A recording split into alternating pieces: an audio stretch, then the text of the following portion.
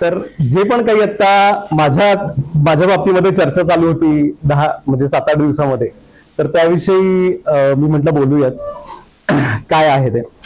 तर सर्वप्रथम मी सांगू इच्छितो सगळ्यांना की आता जो आरोप झाला माझ्यावरती सर्व माध्यमांमधून आणि सगळ्या ठिकाणाहून, तो असा होता की कुठली अमेडिया कंपनी आणि मी कोणता तरी व्यवहार केलाय, किंवा पार्थ पवार, कोमल तेजवान, शीतल तेजवानी आणि मोहित ना काय नाव आहे, नाही ते 3 जण आहेत ना, दिग्विजय यांच्याशी मी कोणता तरी व्यवहार केलाय. पण मी ते दिग्विजय, कोमल, पार्थ असे हे सगळेजण आहेत, यांना माझ्या आयुष्यात कधीही भेटलेलं नाहीये. मी त्यांना समोरासमोर पण कधी बघितलेलं नाहीये. माझा त्यांचा 1 रुपयाचाही आर्थिक व्यवहार नाहीये आणि त्यांच्याशी माझा कोणताही व्यावहारिक संबंध नाहीये. तर अमेडिया कंपनी यांच्याशी माझा कोणताही आर्थिक संबंध नाहीये. निव्वळ प्रशासनाच्या गैरसमजुतीतून आणि बाकी काही असेल त्याच्यातून हा आरोप करण्यात आलाय आणि माझं नाव नाहक त्या प्रकरणामध्ये गुंतवण्यात आलंय. त्याचा मला अनेक दिवस त्रास पण होतोय. पुढे जाऊन मी सांगेन की माझ्या मिळकतीबाबत बरेच प्रश्न उपस्थित केले. जी मिळकत बोपुडी इथे आहे आणि ती सरकारी जमीन आहे आणि मी ती लाटण्याचा प्रयत्न करतोय किंवा ती हडप करण्याचा प्रयत्न करतोय, असं सर्व ठिकाणी चर्चा आहे. तर मी आता तुमच्याकडे एक सेट दिलाय पेपरचा आणि इथे दाखवतो मी की या सेटमध्ये की 1775चा दस्त आहे, किंवा त्या आधीपासून मोडी लिपीतला दस्त आहे. तर त्या मोडी लिपीतल्या दस्ताचा मराठी ट्रान्सलेशन मी तुम्हाला दिलेलं आहे. ही जागा पेशवे काळापासून विद्वंस माझ्या शेजारी बसलेले आहेत, हे ओनर आहेत जागेचे. त्यांचं अजून एक आहे की त्या मीडियामध्ये त्यांचं नाव जे आहे ते विद्वांस असं यायला पाहिजे, प्रिंट मीडियामध्ये. तर एच नाहीये, विद्वांस नाहीये, विद्वांस आहे, विद्वान पंडित, विद्वांस नाहीये. येस, तर विद्वांस असं त्यांचं नाव आहे. तर त्यांना पेशव्यांनी दिलेली जमीन आहे.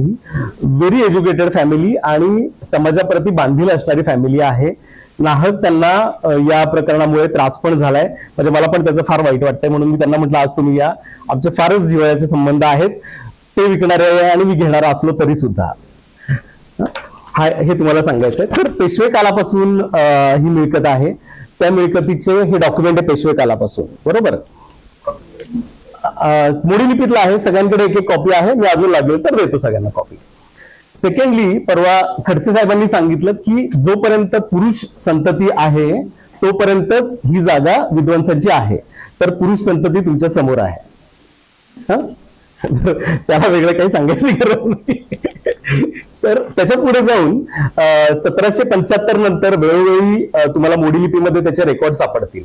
त्यानंतर इंग्रजांनी पीटर डॉड कमिशन असं एक स्थापन केलं.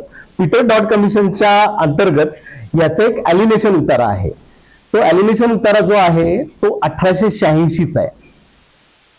1886चा ॲलिनेशन उतारा आहे आणि त्या ॲलिनेशन उतार्यावरती सदर विद्वांस हे इनामदार आहेत, क्लास 2 इनाम आहे, हे असं याच्यामध्ये नमूद आहे. त्यानंतर तुम्हाला 1930 पासून ते आत्ता तक आहेत. ह्याचं म्हणजे जोपर्यंत सातबारा चालू होता तोपर्यंत सातबारावरती विद्वांसांचं नाव आहे आणि शेतकी कॉलेज हे भाडेकरू असं नाव आहे. मुळामध्ये शेतकी कॉलेज हे पण नाव नाहीये, ऍग्रिकल्चर डेअरी असं नाव होतं, बरोबर. ऍग्रिकल्चर डेअरी असं नाव होतं.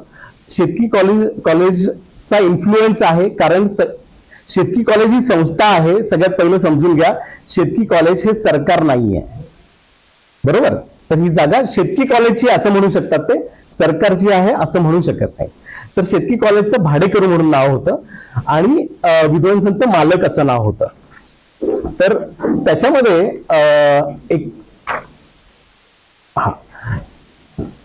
त्याच्यामध्ये 1953 साली इनाम ॲबोल्युशन ऍक्ट आला, ज्या अंतर्गत इनामदार आहेत त्यांना मालक करण्यात आलं. 2 पद्धतीने करण्यात आलं, आयदर इनाम काढून घेण्यात आलं किंवा मालक करण्यात आलं.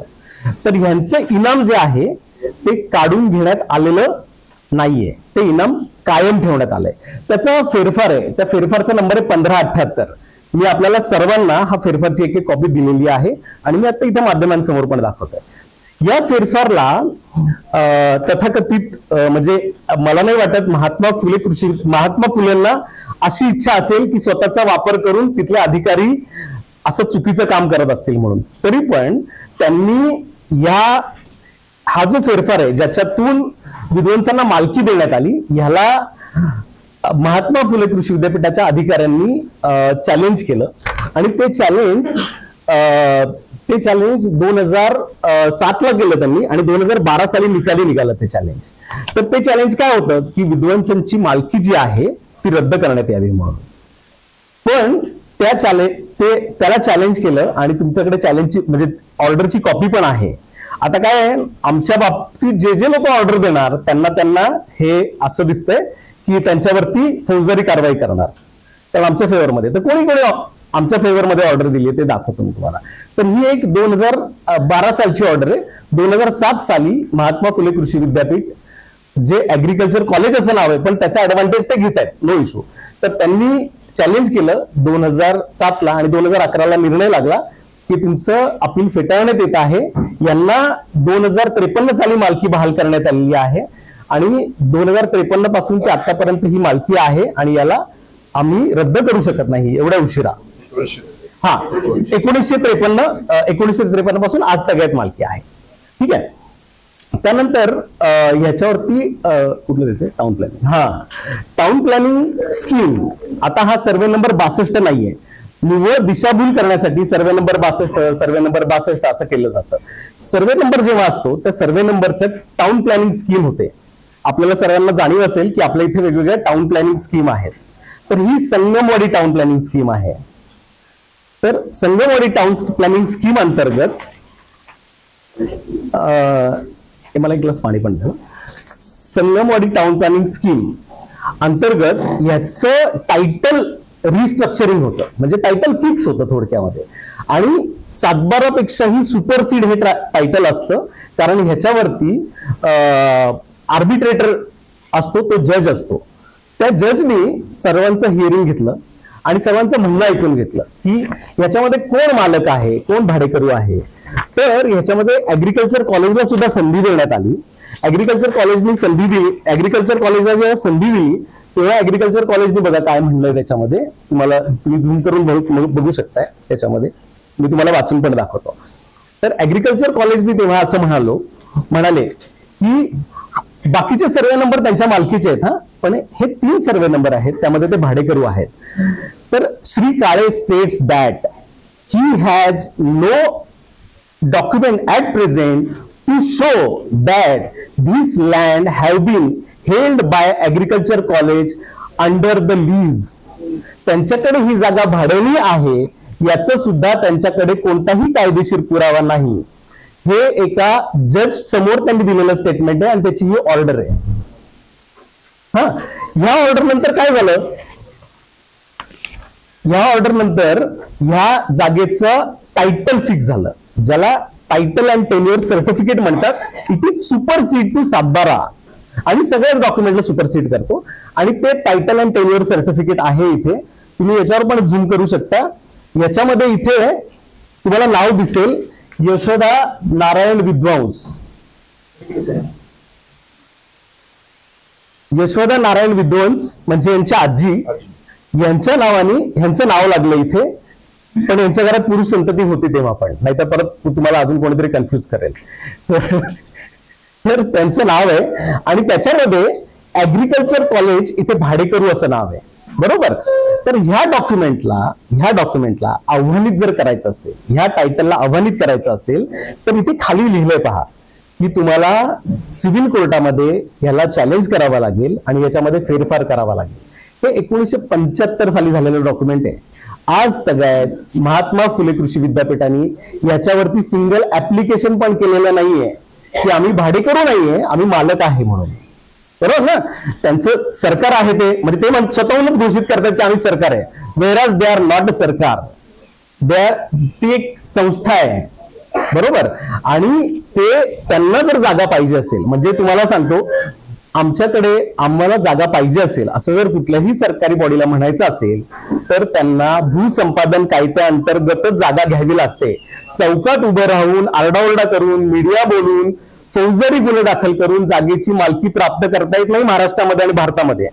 तर 1987 साली डीपी प्लॅन तयार झाला. डीपी प्लॅन मध्ये पीएमटी डेपो, सध्याचं पीएमटीएमएल, असं आरक्षण पडलंय. कोणत्याही सरकारी जागेवरती आरक्षण पडत नाही, बरोबर. प्रायव्हेट जागा असेल तर आरक्षण पडतं, बरोबर आहे. त्यांनी पण कबूल केलं की या जागेवरती आरक्षण आहे, बरोबर. आज पीएमपीएमएल ला जागाला बस लावायला जागा नाहीये आणि हे हट्टाला पेटून येत की ही आमची जागा आहे, वेरॅज ती पीएमपीएमएल साठी, महानगरपालिकेसाठी राखीव जागा आहे. बरं, आता आरक्षणानंतर पुढची प्रोसेस काय असते? ती जागा कलेक्टर संपादनाची प्रक्रिया करतो. ज्या कलेक्टरांच्या इनिशिएशननी आज माझ्यावरती एफआयआर झाली आहे, त्याच कलेक्टरनी ही जागा पीएमपीएमएल साठी पाहिजे म्हणून आम्हाला पत्र पाठवलंय. हा, इथे दिसेल तुम्हाला, हे बघा वरती नावं दिसतात विधन्स फॅमिलीची, आणि प्रत्येक मेंबरला पत्र पाठवलं, एकाला नाही, तुम्हाला सगळ्यांची नावं दिसतील. प्रत्येक घरातल्या मेंबरला पत्र पाठवलं की ही जागा आम्हाला आवश्यक आहे म्हणून. ती जागा आवश्यक आहे म्हटल्यानंतर पब्लिक पर्पज आहे, आम्ही त्याला मान्यता दिली. यानंतर ह्या भूसंपादनासाठी त्यांनी काल अलिगेशन केलेत मीडिया समोर की यांनी खोटी मोजणी केली म्हणून. तर ह्या मोजणीची कॉपी आहे माझ्याकडे भूसंपादनाच्या, तुम्हाला दाखवतो.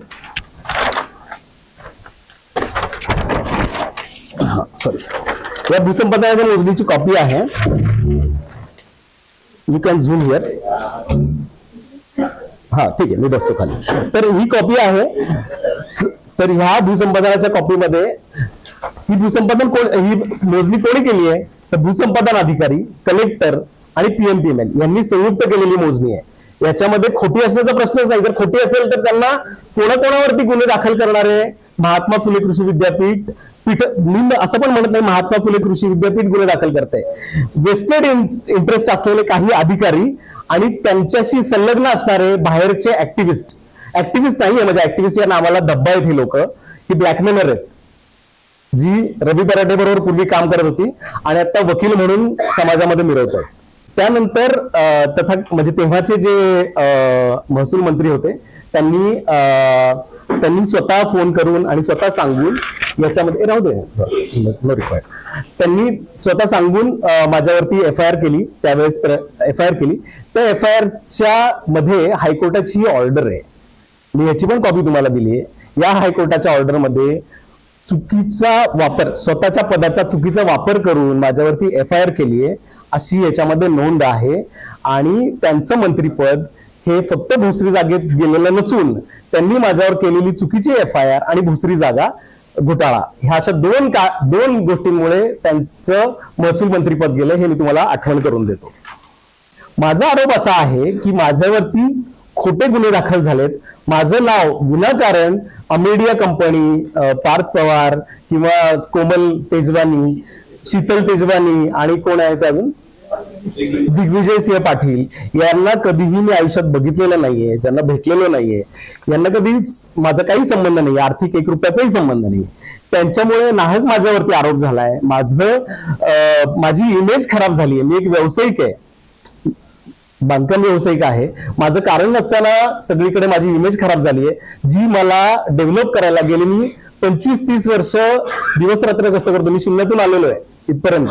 माझं आता परत मला इथून पुढे माझी इमेज, माझ्यावर कोण विश्वास ठेवेल मार्केटमध्ये? सगळ्यांना वाटेल फ्रॉड आहे, कारण सगळीकडे असं छापून आलं की मी क्रिमिनल आहे, मी फ्रॉड आहे, मी सरकारची जागा हडप करतो. तसं नाहीये. महात्मा फुलेंचं नाव घेऊन, त्यांच्या नावाचा पण गैरवापर करून ह्या माझ्यावरती, प्रशासनावरती दबाव आणतात आणि काही महसूल अधिकारी महसूल मंत्र्यांना पण मिसगाईड करतात. वेळेस महसूल खात्याकडे या जागेची केसच चालू नाही शकत, कारण या टायटल अँड टेन्युअर सर्टिफिकेट मध्ये क्लिअर म्हटलंय की तुम्हाला दिवाणी न्यायालयात जावं लागेल. तर माझा आरोप शब्द तर थोडा जास्त होईल, पण माझ्यावरती अन्याय झालाय, माझी नाहक बदनामी झालेली आहे आणि खूप वेदनादायक आहे, म्हणजे माझ्यासाठी पण आणि विधन्स फॅमिलीसाठी पण. कारण रस्त्यावरून फिरताना तुम्हाला लोक बघतात अरे हा फ्रॉड माणूस आहे म्हणून. सदर आता ज्या जमिनीचा वाद चालू आहे ही जमीन माझ्या बरोबर जे बसले आहेत मालक त्या जागेचे पुरुष वंशज विद्वांस त्यांच्याकडून मी खरेदीने घेतली आहे 2009 साली. आता ती पुणे महानगरपालिका म्हणजे PMPML पुणे महानगर परिवहन महामंडळ यांच्या बस पार्किंगसाठी त्यांना अत्यंत आवश्यक आहे. कारण PMPMLच्या 2000 गाड्या रस्त्यावर उभ्या राहतात. त्यांना आम्ही ती जागा देण्याचं ठरवलेलं आहे. त्यांनी आमच्याकडे ती जागेची मागणी केली आहे आणि आम्ही त्यांना ती जागा देणार आहे. अमेडिया ही कंपनी मला माहिती नाही, त्याच्या भागीदारांना मी ओळखत नाही, त्यांच्याशी माझा कोणताही व्यवहार नाही. मी त्यांना समोरासमोर पण कोणालाही कधी बघितलं नाही, इन्क्लुडिंग पारजी पवार यांना सुद्धा. त्यामुळे त्यांचं माझ्याशी नाव जोडलं गेलं हे पूर्णपणे चुकीचं आणि अन्याय करणार आहे बरं का, नुसतं चुकीचं नाहीये, हे अन्याय करणार आहे. त्याच्या विरुद्ध मी सक्षम न्यायालयामध्ये दाद मागणार आहे. ज्यांनी चुकीची FIR केली आहे त्यांना पण कायदेशीर कारवाई व्हावी यासाठी मी प्रयत्न करणार. काय झालंय, ती जागा म्हणजे काही अधिकाऱ्यांनी महसूल म्हणजे माझं असं म्हणणं आहे की महसूल मंत्र्यांना मिसगाईड केलंय. ह्या जागेवरती निर्णय घेण्याचा अधिकार महसूल विभागाला नाही. या जागेवरती निर्णय घेण्याचा अधिकार हा फक्त दिवाणी न्यायालयाला आहे. त्यामुळे या जागेवरती महसूल खातं कोणतंही भाष्य करू शकत नाही. कारण याच्यामध्ये title and tenure certificate under the town planning act final TP scheme याच्या अंतर्गत तयार झालंय आणि त्याला चॅलेंज फक्त दिवाणी न्यायालयात आहे. कोणालाही चॅलेंज करायचं झालं तर फक्त दिवाणी न्यायालयात करावं. वाद आता कुठेही नाहीये. आता हा बरं झालं तुम्ही विचारलात. तहसीलदारांनी जी ऑर्डर दिली त्याच्यावरती महात्मा फुले कृषी विद्यापीठ हायकोर्टात गेला आहे आणि महात्मा फुले कृषी विद्यापीठ आणि त्याच्या अगेन्स्ट वर्सेस महाराष्ट्र शासन आणि आम्ही अशा पार्ट्या आहेत. म्हणजे तुम्हाला लक्षात येईल महात्मा फुले कृषी विद्यापीठ इज नॉट महाराष्ट्र शासन. ते महाराष्ट्र गव्हर्नमेंटच्या विरोधात त्यांनी तिथे हे अपील दाखल केलंय ह्याच्यामध्ये हायकोर्टामध्ये. कुठलाही वाद नसताना मीडिया कंपनीच्या आणि तुमच्या विरोधात जो गुन्हा दाखल झालाय तो त्याच जमिनीच्या संदर्भात झालेला आहे. त्यात वाद तर कुठलाच नाही, कुठलाच वाद नाही. मग तो गुन्हा दाखल कशाच कारण पुढचा काही वाद आहे. मी सक्षम न्यायालयामध्ये जाऊन माझी बाजू मांडणार. माझं कोणतेही कागदपत्र नाहीये, माझं अकाउंट चेक करा, कुठलाही व्यवहार नाहीये, माझे CDR चेक करा, माझा कधी फोन झालेला नाहीये, माझा काहीही संबंध नाहीये त्यांच्याशी. नाही हो, काही संबंधच नाही माझी फसवणूक. आता त्यांचं नाव तर पोलिसांनी चुकून टाकलंय, त्याच्यावर तुम्ही कारवाई करा ना. त्याच्यामध्ये आमेडिया, दिग्विजय पाटील आणि शीतल केजरीवाल यांची नावं आहेत. तुमच्या जागेच्या संबंधित FIR मध्ये ही नावं आधीपासून महसुली दप्तरी त्यांची नोंद. मी तुम्हाला सांगतो की तुम्हाला सांगतो, तुम्ही जर प्रशासनाला विचारलं, कलेक्टरजींना विचारलं तर ते पण तुम्हाला सांगतील की ही FIR गैरसमजुतीतून आणि चुकीतून झाली आहे. आता त्यांना पण जाणीव झाली आहे, पण ते सगळ्यांसमोर येऊन हे बोलू शकत नाही. तुम्ही विचारा कलेक्टरला जाऊन असं मीडिया घेऊन. आहे ना प्रूफ 100%. नाही न्यायालयात जाणार, मी नाही जाणार पोलिसांकडे. मोशी न्यूज नेटवर्कसाठी मोहित शिंदे, पुणे.